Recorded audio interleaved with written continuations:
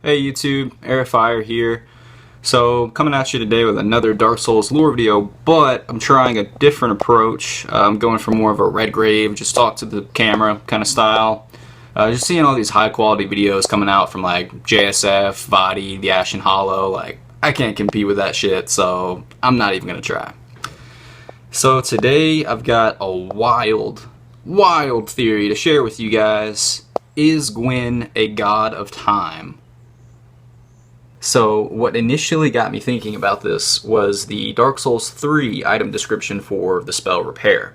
Now I'm not going to read the whole description, but the important part is, while the effects of this spell are rather subtle, its foundations are a well-guarded secret. Light is time, and the reversal of its effects is a forbidden art. Light is time.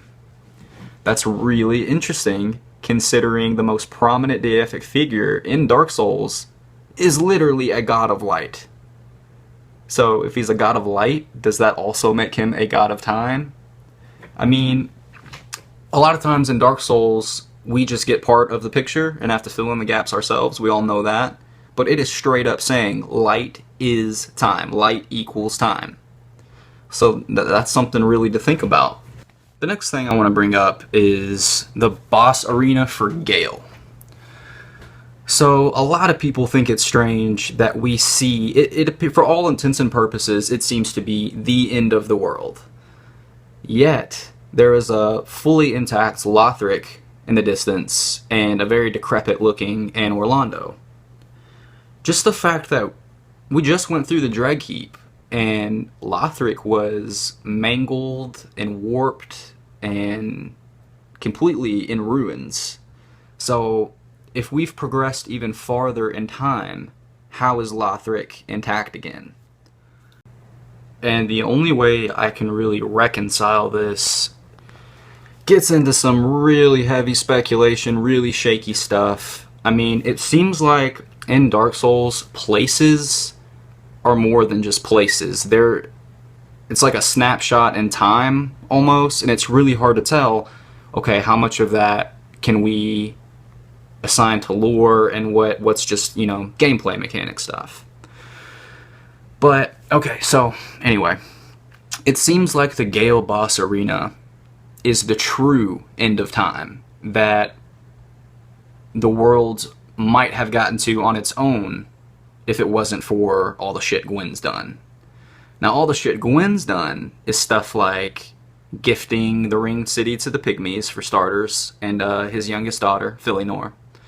And doing that seemed to create a sort of stopgap in time. And that's why we sort of have the Dreg Heap sort of like looming over the Ringed City. It's like it's wanting to all collapse down, but it's being held up by the power of the gods. So that's a result of all the ages essentially getting flushed down the toilet, except right when they're about to go down the drain, they're stopped by Philionor's spell, or whatever. We see a lot of stuff in Soulsborne games, stuff about, like, pocket dimensions, and, other concepts like that.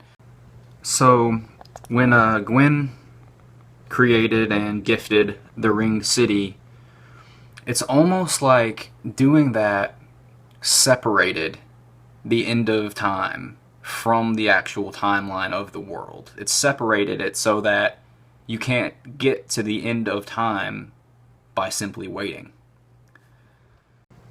Now that makes it really difficult to explain how Gail got there, but that's a rabbit hole I'm not going to fall into right now.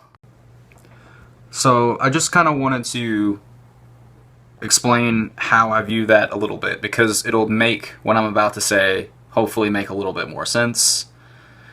So if Gwyn is the god of time, then that implies a certain omniscience, which would kind of fit his character, because if we really think about it, why was Gwyn the chief deity over all the others? Why was he the ruler out of everyone else who found Lord Souls and other souls? Well, if his light soul gave him sort of a power over time, then that would make a lot of fucking sense, wouldn't it? So, let's say that Gwyn was a god of light, a god of time, and he could sort of perceive all of time. Past, present, future, everything from the dawn of the Age of Fire to the close of the Age of Fire, all of it. So he could directly see or maybe even visit Gail's boss arena and see, this is what's waiting for me, for my family. This is what everything is going to eventually amount to. A giant desert of ash and 2 ancient structures. Now, the fact that Lothric is there at the end of the world alongside Anor Londo, to me, that just says, okay, you had Anor Londo was the original capital of Gwyn and his clan, and now, over generations, the royal family has built a new place, Lothric, and both places are heavily associated with the First Flame, so that might be part of what makes them stand the test of time. Anyway, so Gwyn could see what the future inevitably held. So I think it's at this time that he began to make his plan. First, he would gift the Ring City and Philionor and create that stopgap in order to try to stave off the true end of the world for as long as possible, to give his family as much time to live and prosper, yada yada. But hold on a second. If Gwyn saw the end of the world, he also saw that nothing he could do would change anything. So, why wouldn't he just give up? You know, in the face of inevitable doom, the erosion of time, like, what can you really do? What's the point of trying? I think this is where Gwyn's firstborn comes in. Now, what are the one beings we know of that formerly transcended life and death, and they were immortal, eternal? That would be the ancient dragons. So now, we know that Gwyn's firstborn was cast out due to joining the ancient dragons. But we also know from the Sunlight Blade description from Dark Souls 1, miracle wielded by Lord Gwyn's firstborn. Boost right weapon with rays of sun. The power of sunlight, manifested as lightning, is very effective against dragons. When the eldest son was stripped of his deific status, he left this on his father's coffin, perhaps as a final farewell. So it says, when the eldest son was stripped of his deific status. It doesn't tell us who. This has been talked about by everybody, but and he left it as a final farewell. So this is going to be one of the more speculative parts of this theory that's more or less impossible to prove, but I think that Gwyn, before he linked the fire, of course, gave his firstborn son a sort of unofficial mission.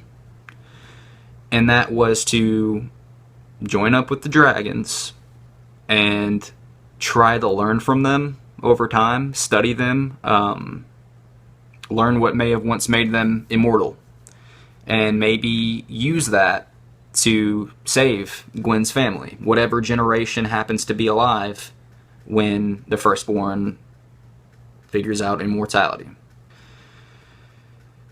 Because if he was truly,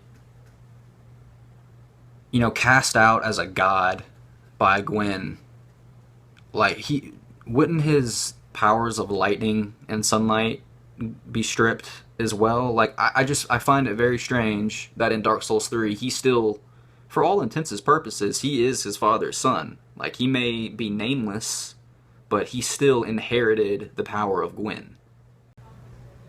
So that's pretty much all I can think of as far as what I wanted to talk about for this theory.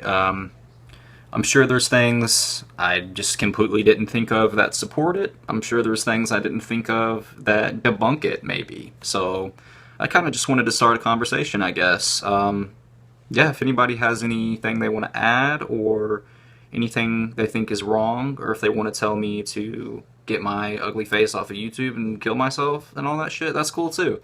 So, you guys have a wonderful day, and I'll see you next time.